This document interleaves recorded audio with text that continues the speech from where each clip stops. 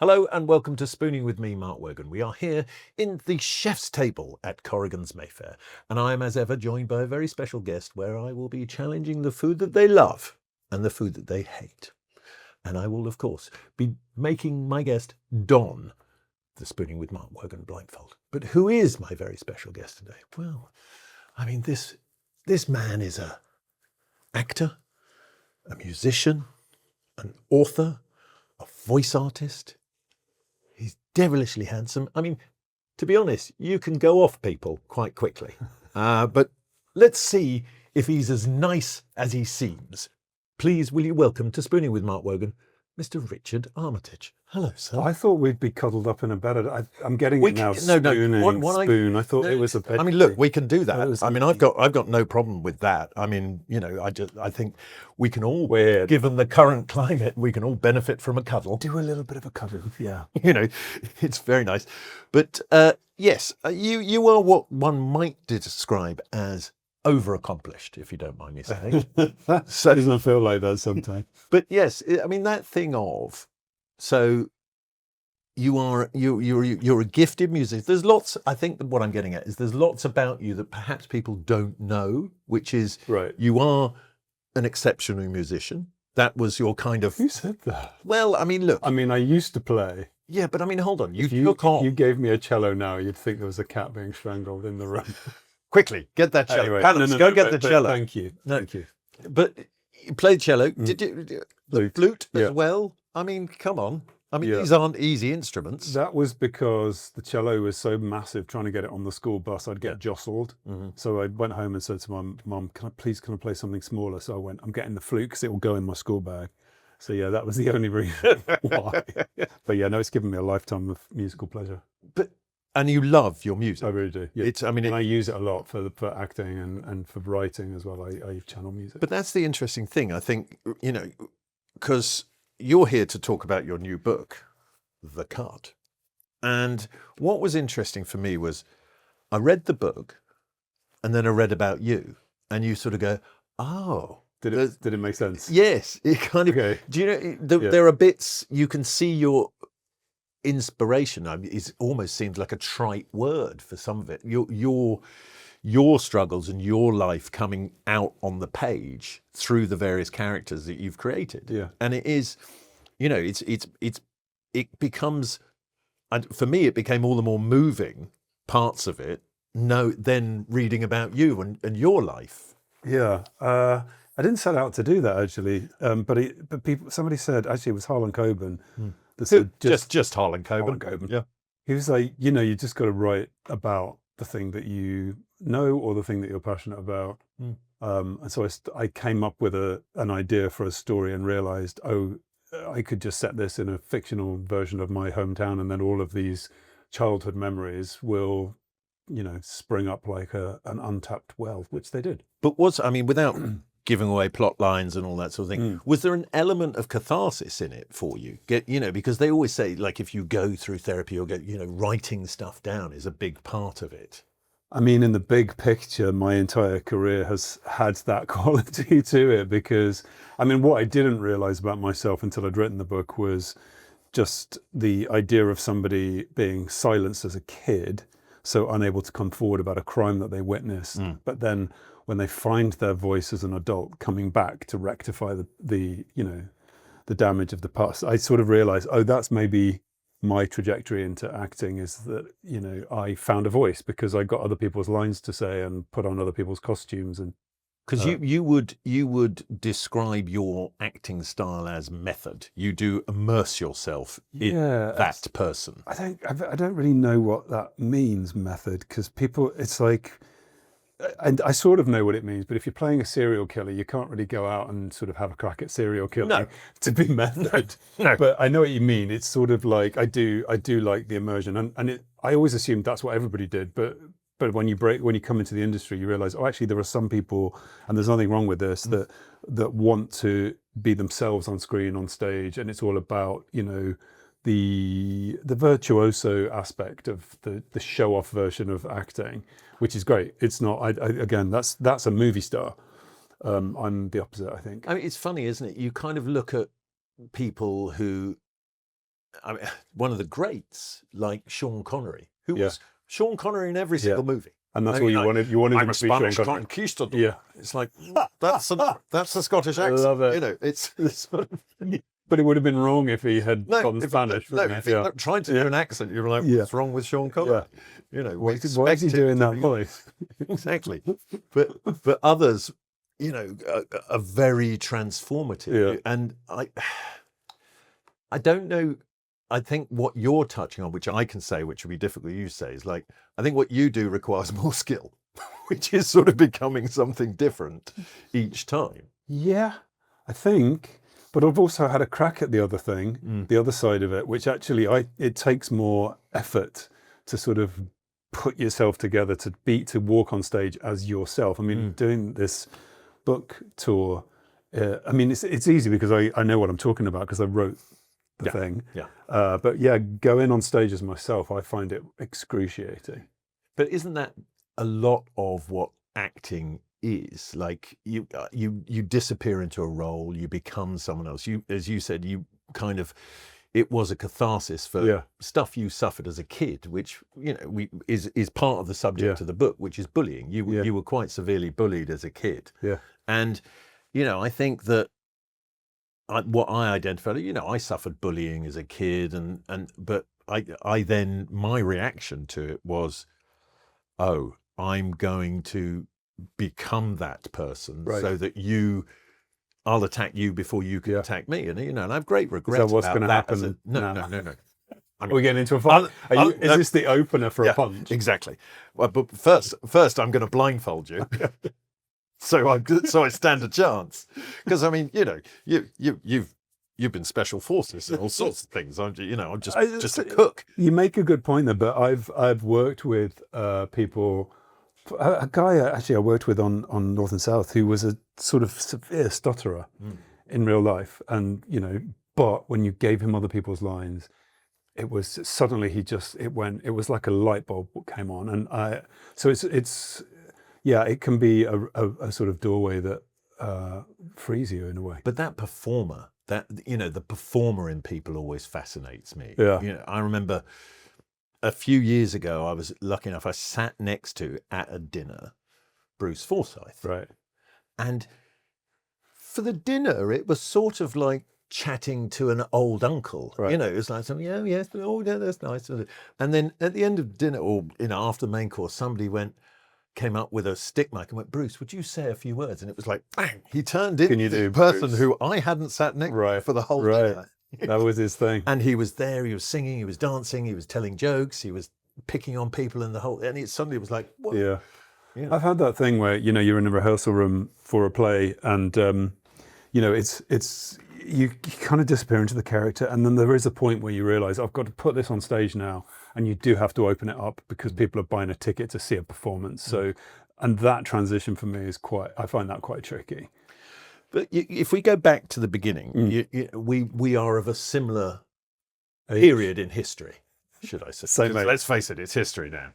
But long history, it was a different time. Yes, we're just going to have some cold. I'm vodka. Vodka. Not since '93, Richard. Not since '93. But we're of a similar period. And I love that thing of, you know, we were the period which you've touched on, where you got up in the morning, you went out on your bicycle, and you, as long as you were back by dark, nobody cared. Yeah. Yeah. Do you know what I mean? That's why I think I wrote the book, because the shenanigans we got up to in those 6 or 7 hours was crazy. Unbelievable. I mean, so resourceful in our naughtiness. And just being endlessly chased away from things by people. It meant chased as in not having sex. It's like, no, not chased. I was pretty chaste. Yeah. But I think, you know, we can sort of get a bit misty-eyed and go, oh, it was a simpler time and all that sort of thing. It's much more creative. It was. Because you are now an author, because this is your second book, and the first book went really well, and this is a good book, by the way. I'd just like to say I enjoyed reading it, because I have to read books for this. Yeah. Sometimes it's not that much fun, you know, actually finished. It has to be fun, right? Yeah. But I have a kind of rule that it's like, if 100 pages in I'm not gripped, life's too short. Yeah. but Oh, you were good after sort of page 3. I was like, all right, I want to know where this is going. okay, cool. And we do a little thing on here where we kind of go through the book and we spot where the food is. Spot where the food Where the food is. So so what you have to do is I'm going to bring out a piece of food now, and you have to, because it is your book. I'm hoping it's a gummy bear. You have to remember where it comes is in the book. So there we go. The grenade bar. The grenade bar. Here we go. Who's eating a grenade bar? I think, is it around chapter 9? Oh, that's close. That's close. Chapter 8? Chapter 8. First page of chapter 8, page 45. Nate opened a grenade bar wrapper with his teeth. Yes. I mean, do you eat those? No. No. But I think when I wrote that chapter, or I re-edited that chapter, I was working on Red Eye, and the schedule was so kind of dense and packed. I remember watching all of the producers around the monitor just eating these grenade bars back to front. And I was like, they think they're having a healthy snack. No, it's really. I mean, what are the calories? With the greatest respect to grenade bars, under 150 calories. Under 150 calories, That's but quite a lot for it. But it is that thing of, so look, yeah, under 150 calories. If it's about the protein, eat some nuts, people. Yeah, eat some nuts. Nate, drop the sugar out. In the book, Nate's a kid. He's 14 and he wants muscles. Yeah. So he thinks, if I eat these grenade bars, I'll get muscles. So, yeah, that's me. That's how it's sold to you. Drinking protein shakes, but not realizing you've got to go to the gym as well. I thought if I drank the protein shake, I'd get muscly. No. Well, who was it? I think it was Chris Eubanks. He always liked to find out what somebody's nutrition regime was before fighting them, because he said if they weren't eating real food, he knew he could beat them. Right, so we're going to the next one. I'm going to pull out food. The next food. Which page is the Jaffa Cake? Jaffa Cakes. Oh, I know. Yeah, this is quite late in the book. Mm-hmm. This is when Mark Cherry and his very good friend are playing music together. There's a thunderstorm outside. She goes downstairs while he sneaks into his sister's bedroom, and she comes back with Jaffa Cakes. But I've forgotten the chapter. It is, let me tell you, but it's page 254, which would make it chapter 45. Chapter 45. Gosh. I mean, that's good. Jaffa Cakes. I think you've proved you did write this book by the medium of food. Now, the question everybody wants to know, Jaffa Cake. Yeah. Biscuit or a cake? Cake. Why is it in the biscuit aisle then? Because sometimes they go off and they're a bit crunchy, so they can. Oh no! It can masquerade. Is there both. anything worse than a stale Jaffa Cake? Nothing, no. I think it's because it's biscuit shaped. Yeah. But it's cake. It's very confusing. They're very easy to eat, aren't they? They are. You can eat them really fast. I mean, Mark in the book eats 2 at a time, and falls foul of eating 2 at a time. Yeah. But I just that. 2 at a time's a lot, isn't it? Because there used to be that thing, can you eat 3 Jacob's cream crackers in under a minute? Do you remember that one? It's too dry. No, you can't do it. You end up... I mean, I can stuff a whole load of Jaffa Cakes in one go. Like Jaffa Cakes, you can't eat one, can you? I mean, I am tempted. You would always eat the whole lot. Oh, well, no, any pack of biscuits. Because here, there is an overnourished man dying to get out here. Even dry biscuits? Well, I mean, a chocolate hobnob. Would you eat a whole packet of digestives? Yeah, probably. I see. I could only get through 1 or 2. That's hard work. What about the Biscoffs? You could do a whole pack of Biscoffs, couldn't you? Probably. But are you that chocolate kind of... lubricates, doesn't it? Yeah, helps exactly. it go down. But I mean, are you that kind of eater that if you open a packet, you'll finish it? I used to be, not so much anymore. But I mean, you are svelte, to say the least. Am I? Yeah, yeah. Oh, I mean, you're a man. You're a man of a certain age, as we both are, who is in good shape. Yeah, I mean, like. Annoyingly, if anybody is watching this, the fact that there's a year between us, I find a little bit annoying because you look a lot older than me or younger than me? I'm older by a year, Richard. Older by a year, and I'm all right. Looking at you now. I'm feeling every moment of it. Enjoy it, because I mean, I think it's fair. We can say you're 54. I am. I was recently had a birthday. Week, yeah. And So depressing. try being 55. I reversed the. I was like, maybe I'm 40. No. 45. No. I'll take. I mean, look, do the that. point is you could pass for 45 any day of the week. I just read a script and it said 32.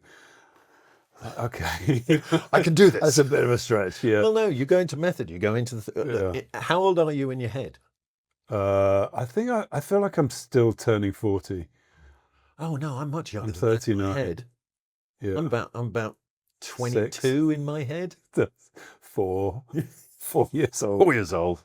No, I definitely left that person behind. But you know, in my head, I'm going down to New Zealand to shoot The Hobbit still. Which, I mean, that must have been an extraordinary experience because, you know, we're here talking about your book, but then your acting career is, I mean, sort of stellar in terms of you've sort of done everything. I've had a crack at everything. I mean, I've been lucky. I haven't done, I don't think I've done as much theatre as I would have. But you've been doing more of late. More recently, yeah. I was supposed to be doing a play this year, but it's shifted into next year. But yeah, theatre's a tricky one because you always say I'm going to do more, and then a TV job might pop in, and so you say yes to that because it pays nice. Well, you lose money doing theatre, but what you gain is that interaction with the audience. And we were talking about it earlier. The live arts are the thing that is going to keep us alive. Because there is that thing of, I think it was it Tom Courtenay said, if you want to know what it's like to be a movie actor, get yourself a caravan, put it in the middle of a field and go and sit in it for 12 hours a day. And then it's sort of 9 o'clock at night. Can you come and do your crying scene? We've got 5 minutes. Yeah.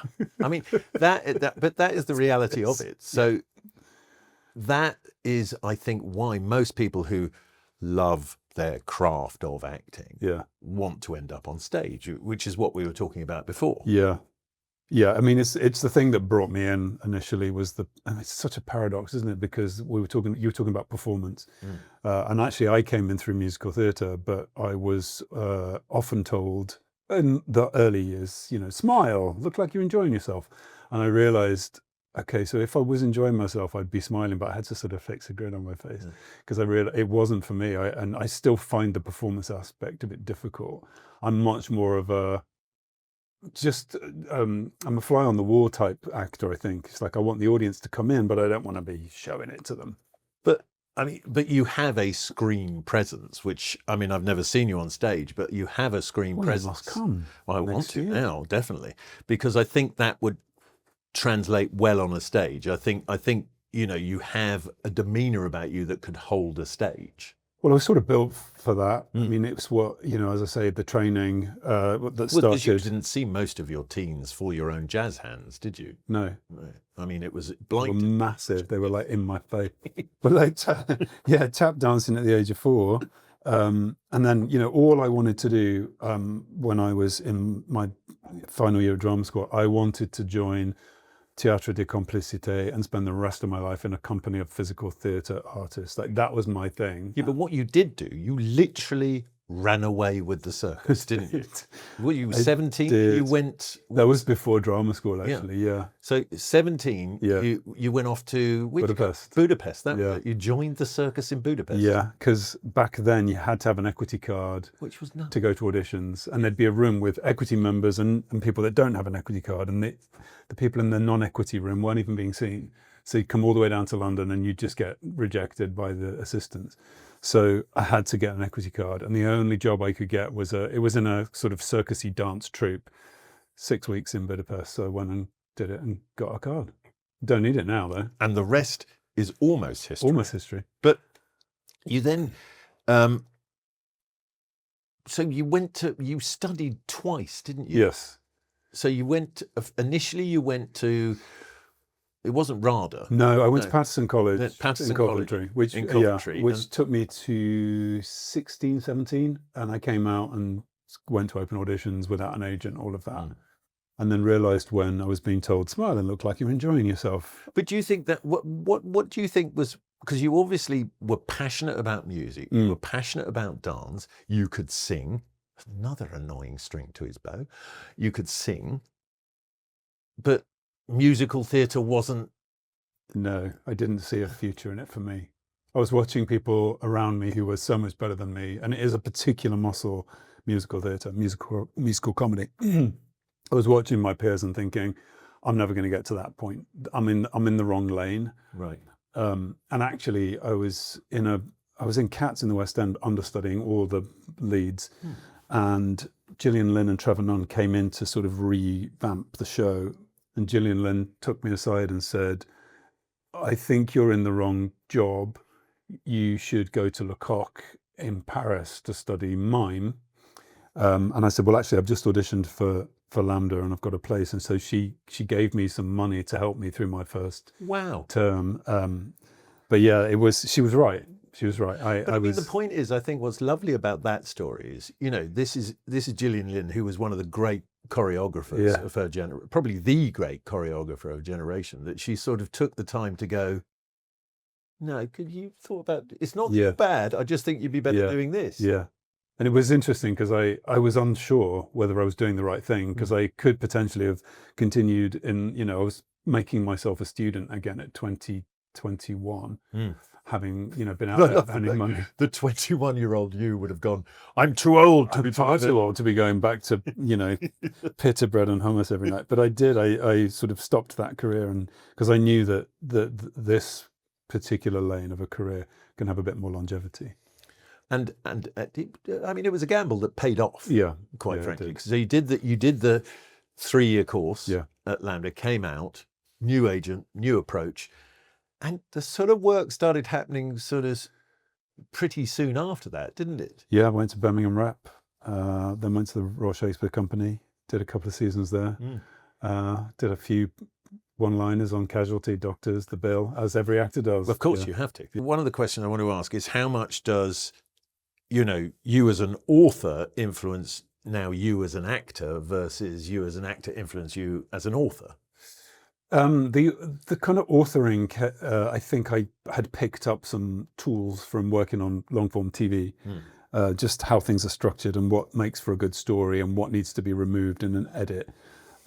Certainly when I go on to a set as an actor in someone else's project, understanding what your job is and the machinery of the whole thing is vast, and it has lots and lots of different moving parts, and you have to really understand what your moving part is so that you can be in harmony with the project. There's a common phrase which is used mainly about theatre, but it's about, when people say, oh, he stole the show, or he steals every scene that he's in, and it's like, that's not a good thing. You have to know when it's your time to be in the shadows and when it's your time. That's my job. But it's those actors who don't embody a role; they're just themselves scene stealers. Anyway,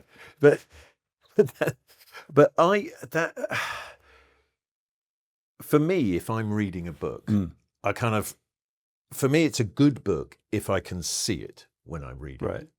Does that make sense? Yeah. So, I mean, is that how you write? Yeah, exactly how I write. And because these were written, like the print edition that you have there was a sort of added bonus that I never expected, because these were commissioned and designed for audio by Because Audible. you've got, I think people quite like your voice. You've done all right with your voice I've as done well. all right. It's another string to his cello. And I love audiobooks. I love sitting down and reading into a microphone. It's like the best gift you could have, just tell me a story.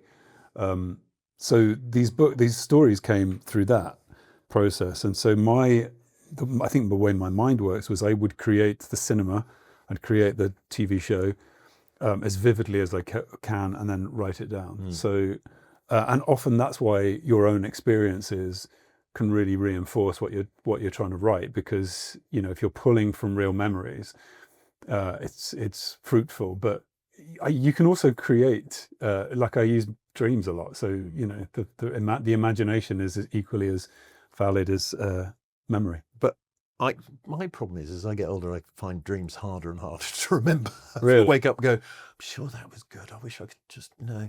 See, I've got a little book by the bed and I just jot it down. But yeah, sometimes you don't remember them. No. But now that your sort of work is out in the ether as such, and you are writing it and visualizing that person and that character and that scenario, and then you obviously meet fans. Yeah. do they interpret it the same way as you? It's like, that kind of thing where I've written this character, you as the author can see them, how they walk, how they move. Yeah. And then somebody goes, well, yes, what I see is a little bit fatter. And you're like, no, that's not who they are.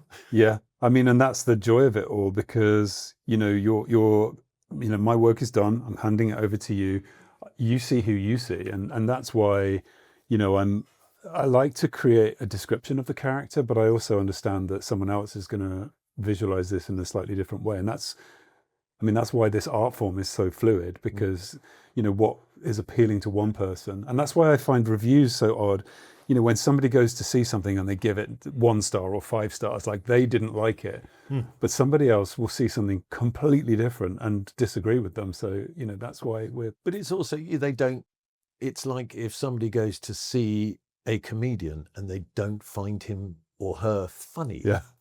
It's like, well, is that their fault? No. Whose fault is that? Because somebody's laughing. Yeah. Rest of everyone else is laughing. You're offended and you've left. I mean, humor is a perfect example of that, actually, because what's funny to one person is not to the other. Exactly. I find Diane Morgan sort of endlessly amusing. Filling in a Kunk is my favourite person on television. It's unbelievable. More, please. Yeah, more of that. More of that. But all of that kind of stuff that just prick up. The kind of humour I like is the humour that pricks the bubble of pomposity. Exactly, yes. That kind of, I just want more and more of that.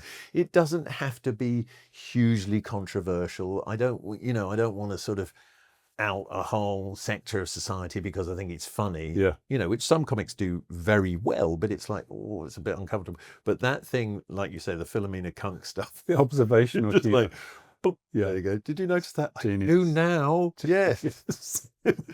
So you are on set. Yeah. Right. You're in your trailer.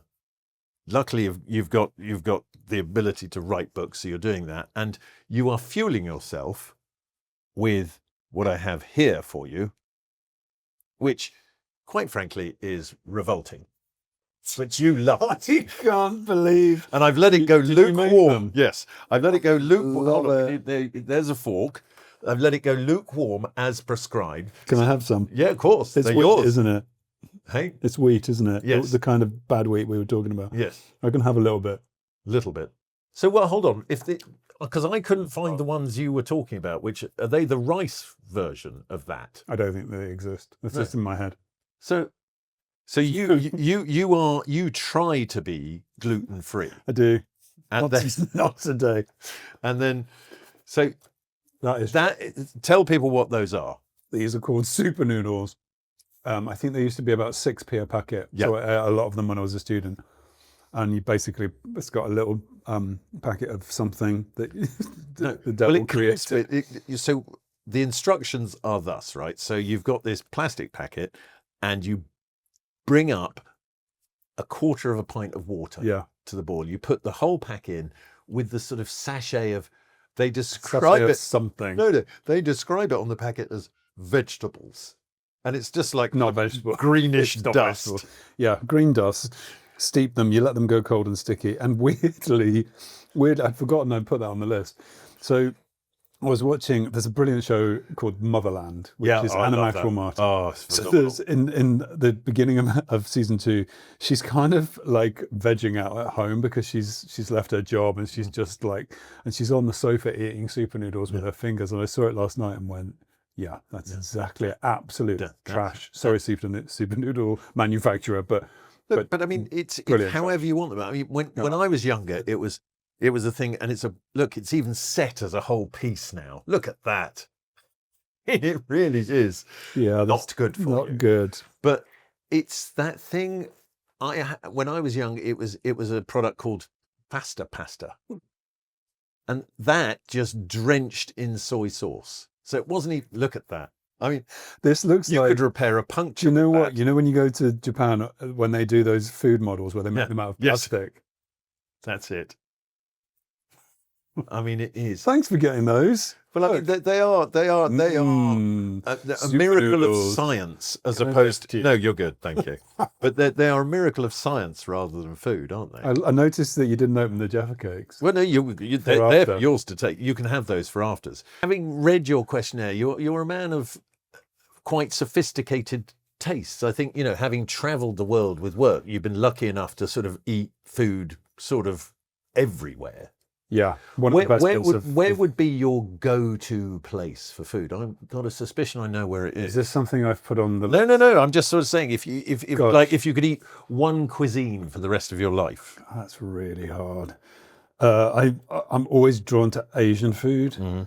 When I was in Japan with the RSC, and I had my first taste of sushi and nearly threw it up. But now I'm obsessed with sushi. But ramen. So this, with just a bit more stock really in it. Nice ramen. Yeah, I mean, because you tell a story about sort of requesting authentic ramen. Yeah. And you were with Elijah Wood. Yeah. So you're filming The Hobbit. Filming The Hobbit. We went on a press tour to Tokyo. Really staying in a really, really fancy hotel, and they were kind of serving us sushi on these kind of little crystal plates, all of this stuff that was so like exquisite.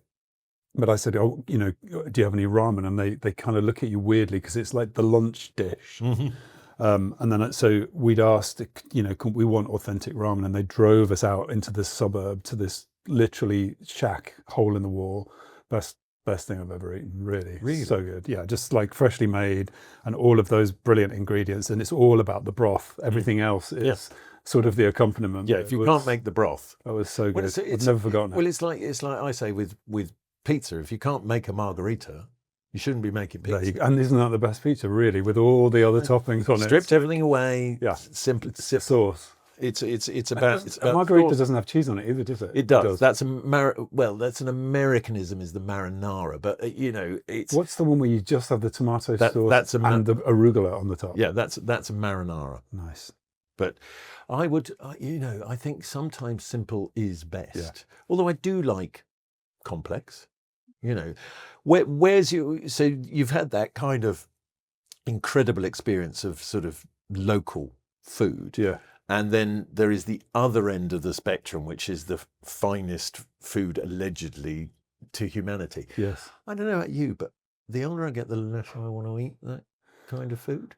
It's not comforting, is it? No. I always feel, especially when I'm eating that kind of food, I always feel, because you're usually in a place where the minute your glass goes down a millimeter, they're in and topping it up, and I'm like, just leave me alone. Yeah. I just want to put my face in this bowl. I don't, so yeah. But I've had exquisite food, things with gold leaf on it and all that stuff. But I mean, look, gold leaf's fine. It passes straight through you. It's got no You flavour. don't It looks remember nice. it though as much as you do the kind of pub roast that you had. Well, I think it's that American chef who I love, Dave Chang. He's got a great show on Netflix called Ugly Delicious. Okay. Where he just goes around cooking food that just tastes great. Doesn't look great, but it tastes great. Yeah. And that's the kind of food. I think anything where they've had to put something on with tweezers, I'm like, I'm good. I'll take a photograph of it. But I'm happy to eat that, but not. I mean, once a year. I mean, I appreciate it. It's an art form. Yeah, no, absolutely. But it can occasionally. I mean, like I love The Bear.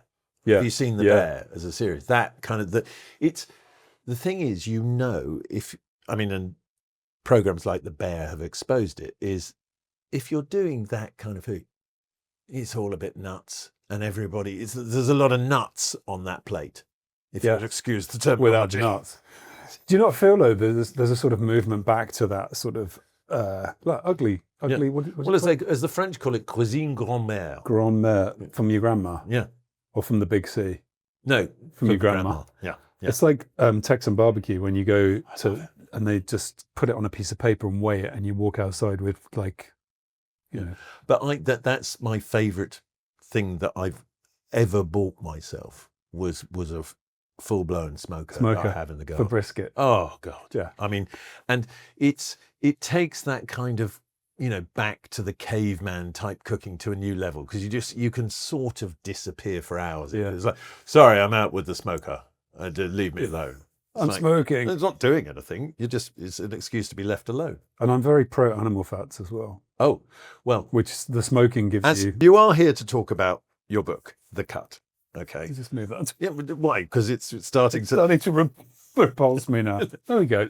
Just moving the noodles away, and we're replacing it with a very fine novel, The Cut by Richard Armitage. Now, you've worked with Harlan Coben a lot. Would you send him a proof copy to sort of go?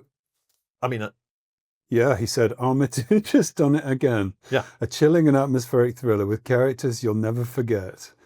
However, I forgot all of them. Harlan Coben. No, it doesn't say that. Yeah. He's been amazing. I sent him both books, and he speed read them. But you keep getting. I mean, you've got a lot of big ups, as I would say, as the kids would say, from other authors. Yeah. And they don't kind of say such stuff if they don't mean it. Other authors. No, it's amazing. I mean, I'm now being sent books to do quotes. I'm like, I've only written 2 books. I'm not an expert, but no, Harlan's been amazing. He's been an unconscious mentor as well. I've watched, because I've read so many of his books now for adaptation, and I've seen how the process of going book to screen and how he is as a person. And I've also interviewed him like this, where I picked his brain and I had an ulterior motive. Yeah, this is not about you, Harlan. It's about me. I'm going to find out exactly how you do it. And is it that kind of author that inspires you, or is it a whole range? What were the books you loved as a kid? What were the ones that got you into literature? Gosh, so obviously Tolkien, The Hobbit. I C.S. Lewis, Lion, the Witch and the Wardrobe. So I was really into sort of fantasy escapism, adventures. But then when I went to drama school, I got into the kind of heavy Russians like Dostoevsky, and so. Yeah, too heavy for me. I can't do that. But Crime and Punishment was quite Nabokov, you're good. Master and Margarita. No, but I think Bulgakov. Oh, it's Nabokov and Bulgakov, isn't it? Yeah, Bulgakov and Nabokov. But that's a great book. I get it's like it's exhausting, and I think maybe if. As an actor, when you're between engagements, but I was a chef, so I was working all the time. So if that thing of sitting down and reading something, you wanted it to be something that would engage you. And I was lucky in the respect that I ended up in catering because I messed up school terribly. I don't have a qualification to my name, but my dad was always like, look, school obviously isn't for you. Just do yourself a favor and read. So I've always read. Yeah. And I think that's been a real gift for me. And and I still like a book. Yeah, me too. I like to pick up a book and read a book. I find it hard on electronic reading because I like to know where I am in bed. Yeah. Like how much have I got left? Yeah. Well, I mean, it's important. I like a dog ear. Yeah. I think it's. Is that going to be destroyed? No, not at all. No, I'm very much about destroy the book. Yeah. Like it's yours. Then I keep them. If I have a rule that if I read them, I keep them. If I don't, I give them away. Right. Or they go to the charity shop or whatever. And that annoys my wife Susan no end because she hasn't read it. Well, she hasn't read it, and also, but it's also that thing of like, what are we doing with all these books? Yeah. It's like you've read them. Why are you holding on to them? It's great wall decoration, right? Exactly. Soundproofing. Exactly. Although we did move 5 years ago and we haven't built any shelves, so there's quite a lot still in boxes. Right. Like my cookery book collection, that's out of control. Ones that you've written? No. Nobody's ever asked me, Richard. The pizza book? Come on. No, nobody's ever asked me. I'd buy it. It's disappointing. Now look, we've got to that time in proceedings where I am going to ask you to don the Spooning with Mark Wogan blindfold, which is a fetching one from our friends at Snug. It's a little bra, isn't it? Yes, it is. Is it supposed to be like? No, it's not. You can use it as a bra if you have a very, very small. If you're a small person, okay. Just am I putting it on? Okay. You put it on, yeah, and secure it so that are you completely blindfolded there? Yeah. I don't want you to see anything. You're going to just leave the room and have me. Okay. So I'm going to feed you. So this is a trust exercise as much as anything else. But I have slimy. It's coming back up. I have your first mouthful here. Right. You can probably just take a bite off this. All right. So here you go. It's right in front of you. There we go. Now, what have we got there? What are the flavors? What is coming to you? That is a duck and hoisin sauce roll. Yes. Spring roll. Take that off. Very good. Take that off. Because, as you said, you love all types of Asian That's food. really You were good. particular about that sort of thing of slow cooking and pulled pork and all that sort of thing, and then rice flour pancakes, and so I just did you some Peking duck. It's A nice, bit right? more. You can finish it. It's yours. It's yours. That is really It's yours. But that's one of those things. If I'm in a Chinese restaurant, sorry, you carry it. Don't worry about the microphone. Oh yeah, sorry. If you're in a Chinese, you've got to have that. The one where you make it yourself. Yeah. But if I'm in a Chinese restaurant, I'm really only interested starters, duck, done. Well, you always end up ordering more, and then you wish you hadn't. I don't want the crispy the chili duck's beef. enough. I don't want I don't want the beef in black bean sauce. Yeah. I want just starters. Good So call. I want sesame prawn toasts, bit of crispy chili squid, maybe some satay chicken with peanut sauce, Done. and then So all into the that, starters. yeah, all the starters, and then got some dumplings, That's some good. fried dumplings. Yeah. That'd be good, and then just that, and I'm done. Amazing. So Well, thank you. you've enjoyed that, which is good. Very much. So. Which is good. Now, what I want to ask you, and you don't have to continue to wear the blindfold for this bit, but Is that it? yeah. No more scary food in my mouth. Oh no, there is. Oh, We're not done yet. Don't you worry about that. Not done yet. But would you like a Jaffa Cake chaser with that now? For afters. All right, we'll wait. We're going to stuff that. We're going to see. We're going to have a Jaffa Cake eating That's competition. very at the end of this. I'm very northern, aren't I? Afters. For afters. For afters. But you're a Leicestershire boy. I am. Born and bred. Yeah. And this book is essentially set in your hometown. It is. And yeah. it is the sort of not returning hero, but the returning main protagonist, Ben, Yeah. returns with his son, and it's all centered around somebody making a film Yeah. about something that was not dissimilar to happen to you as a child, which was Yes, I mean something that was around at the time. I mean, I've sort of had to fictionalize an event that happened. That event didn't happen. There was something echoing in the distance that I recall. There was a murder, a double murder actually. But I remember the feeling in the village when those things happen. It's like there's a shift in energy. But yeah, I was really into movies like the Blair Witch Project, found footage, and the way they marketed that film.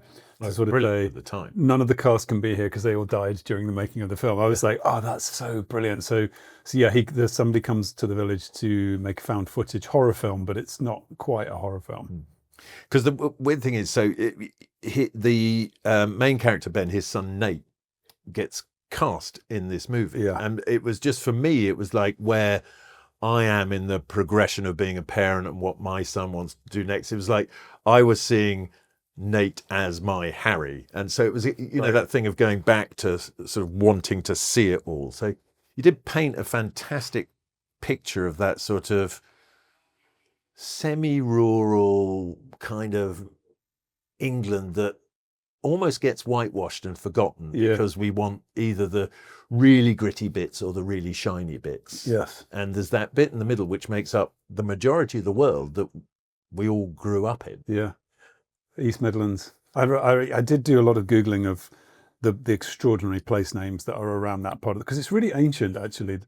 In Leicestershire there are town names like Ashby de la Zouche, things that you think, where did that? It's very Anglo-Saxon. And in our village there's something in I think it's early on in the book, there was a hanging tree where criminals would be hung back in the sort of 11th century, and the tree burnt down and they put a granite rock there. It's still there now if you drive in there. So these little tiny villages. It's just like here, around the corner from here, you've got the Tyburn convent, because you can see it if you go up to the arch, Marble Arch up there, and in the middle of a traffic island is a little plaque, and that shows you the exact position of the Tyburn hanging tree. Yeah.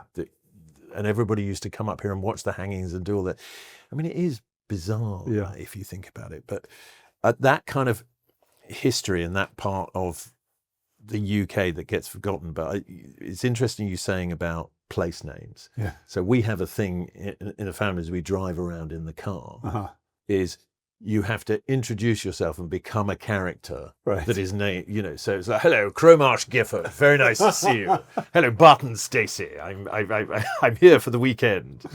So you just pick a place name as you're driving through, and that becomes the character you then have to embody as you're driving around in the car. It's a good game. Hello, little cocking. Yes, very nice to see you. Poor you. That's not in the middle. Poor you. That's in the Cotswolds, of course. Yeah. Well, I mean, we live just on the edge of all of that. So Well, Barton Mallet could be a person. Couldn't it? Barton Mallet, definitely. I might name my Next dog character, Barton Mallet. Barton Mallet. Barton Mallet, hello. Now, one of your guilty pleasures as well, not that there should be such as a thing as a guilty pleasure, is you love the Traitors, don't you? I do, and it took me a very, very long time. I was really late to the party, and when there's like a lot of hype about something, I tend to run in the opposite direction. But then I had a sort of very long haul flight with nothing to do, and so I put the first episode of The Traitors on, and then that's it. It's all. I was hooked. You're hooked. Gone. I mean, Claudia has been on this show, and she's actually an old mate and whatever. But I mean, the success of that is extraordinary. If you got the call, are you going to do Celebrity Traitors? Never. What? I don't, anything with the word celebrity in it, I'm like, that's not for me. That's not for me. So yeah, that is the interesting thing, and the impression I get from reading about you and kind of how you've kept your private life very private for your whole career is fame ain't why you do this. No. I mean, it's sort of a byproduct, but also you realize in order to keep, like, I've got to sell books. You're almost quoting my father there. Really? Yeah, he wrote a line years and years ago. He used to have a column in the Telegraph where he said, fame used to be an occasional byproduct of talent. Now talent is an occasional byproduct of fame. Oh, that's interesting. Yeah. Yeah. I mean, the thing is, it's, you have to wrap your head around it because, when you do a piece of theatre, you want to sell tickets, and you want to sell a lot of tickets because you want to do it again. It's like when you're in a TV show, you want that TV show to do well so that it does a second or a third season, and so you do have to allow that thing to flow between you and an audience. And that's something I've learned over the years, is not just fame for fame's sake, but fame to me is about building a relationship of trust between the viewer, reader, or person that's going to come to the theatre. But do you, in terms of how you pick your roles, yeah. I mean, I think it would be fair to say you're in the lucky position now where you can pick. Not always. Sometimes it's like, yep, I'm just going to do that because it's shooting in Madrid. Well, I always like Michael Caine's take on it, or Sir Michael Caine's take on it. It's like, I did The Swarm. Well, I had a house to furnish in LA. Pay for his house. Sometimes. I mean, it was a dreadful movie. But he's also made some phenomenal movies as well. Yeah, it's funny. You don't always pick. Sometimes you choose to not be working. Sometimes because the prospect of doing, a C movie where you're having to kind of trash your own art form can be difficult. Yeah. But that thing of, I suppose, moving towards that period in your career where it's like, I can just do what I want. I've done enough that I can sort of do what I want. Do you have like a specific plan or trajectory, or is it just so free flowing you couldn't possibly? No, I mean, I just, as I've evolved, and the writing has been a significant, unexpected part of that. I've felt for a long time, probably the last 5 to 10 years, that I want to be part of the cultivation process at the beginning. So developing, both books are optioned for TV, and so I'm not just jumping on someone else's project all the time. I mean, I'm happy to do that, but I want a bit more involvement in it. Well, it's that thing of, I think you see that now with a lot of actors who've had longer careers. Like, for example, I watched recently Hostage with Saran Jones, and she's exec producer of that, and it's a good piece of work on her behalf, because I think she now has the control that allows her to kind of do the kind of stuff that she wants to do. So if and when sorry, not if, when the cut is made into a series or maybe a feature length, Yeah. who are you playing? I'm not going to tell you. Damn. not the person you think I might be playing. Really? I would always go for the opposite. I mean, it's it's a long process. Because I mean, I may obviously, be far too old to be in it. no, but obviously in my head, well, as I'm reading it, you're Ben. Okay. I don't know why. Yeah. I was seeing. Well, he's not giving anything away. The weird thing is because you said the word control, and that's often what people, when they get the word exec producer, because I'm doing a show for ITV next, and I'm going to exec produce that. But for me, it's not about control. It's about actually with this, I've handed it over and said, do what you want with it. I don't want to control it. I want input and I want to sort of guide it with you, but I don't. I'm not there yet. But when you're working with, say, someone like Harlan Coben, Yeah. how much control does he have? I mean, as we all know, control is a fallacy, but, how much control does he have over his work? Well, I've observed how brilliant he is at that exec producer role of his own material, because he knows all of the people that are involved in that project, from the producers, the writers. It's a collaboration, and he does hand it over and say, change what you need, make this work. He'll create a new subplot, but he's an advisor, but he rarely brings the hammer down. Okay. Yeah, very democratic. I like that.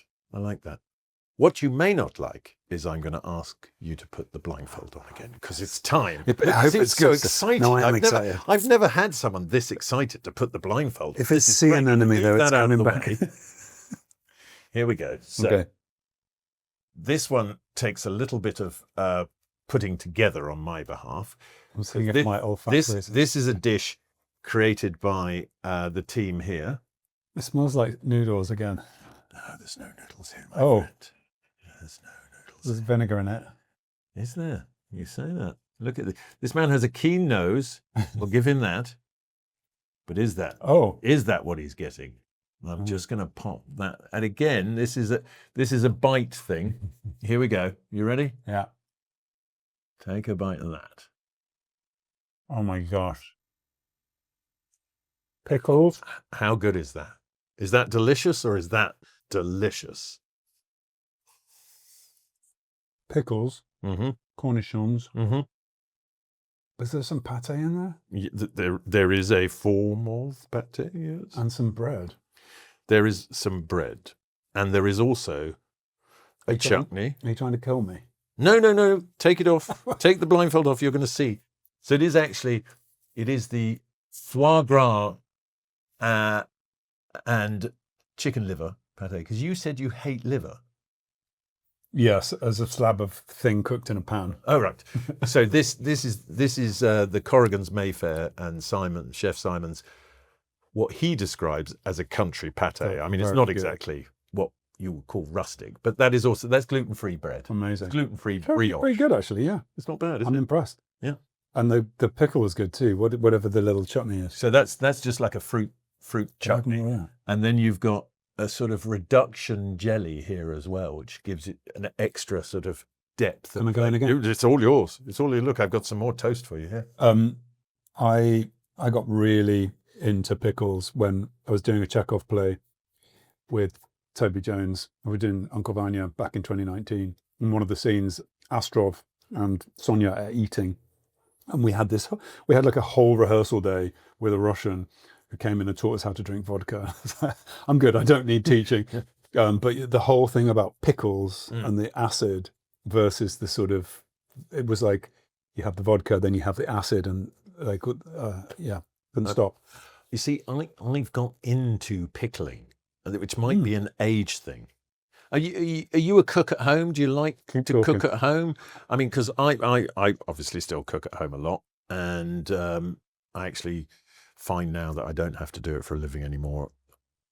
Quite sort of meditative and relaxing to cook.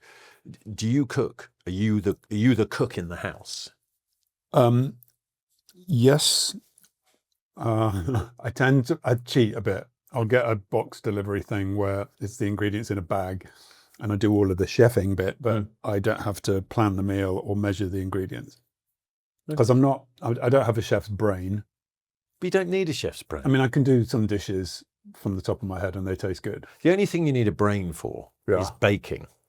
Right. Because you've got to be able to add up and be a bit precise. Well, also baking is very gluten-y, isn't it? Yeah, but baking's a science. Now, this whole gluten thing. Yeah. Now, I think, well, having sort of talked to you before, I think it's that thing that I come across a lot where people have developed an intolerance to mass-produced baked goods as opposed to actual gluten. So the association is, I have bread, I feel ill. But if I said to you, if you pick up a loaf of sliced white bread from the supermarket that's in its plastic sleeve, what are the ingredients of that? Quite extensive, I imagine. Well, I mean, you know, there's not the preservatives. 4. Yeah. There's more like 14. Yeah. So I think I'd be good with your pizza bases. Well, you're more than welcome to come to Home Slice anytime. Done. Good. Well, listen, we are done now. Are we? Unfortunately. Is that it? But I would just like to say this is a good book. It's annoying that you're that good at sort of so many different things. But what's lovely about you is you're deeply humble about all of it. So long may that continue, because as we said, you know, despite your fame and recognition, you don't suffer from famous person disease, which is a lovely thing. Well, I'm glad you enjoyed it. But I would just like to say thank you to Richard Armitage. His book, The Cut, is out now. I do recommend it. It is a great read. And that is all for this week on Spooning with Mark Wogan. If you like what we're doing here, if you can search us out across all social media, Spooning with Mark Wogan. You can find us in glorious Technicolor on the Virgin YouTube channel. And of course, a massive thanks to the team here at Corrigan's Mayfair for cooking some fantastic stuff for us today and letting us use this lovely room. But until next week, stay beautiful.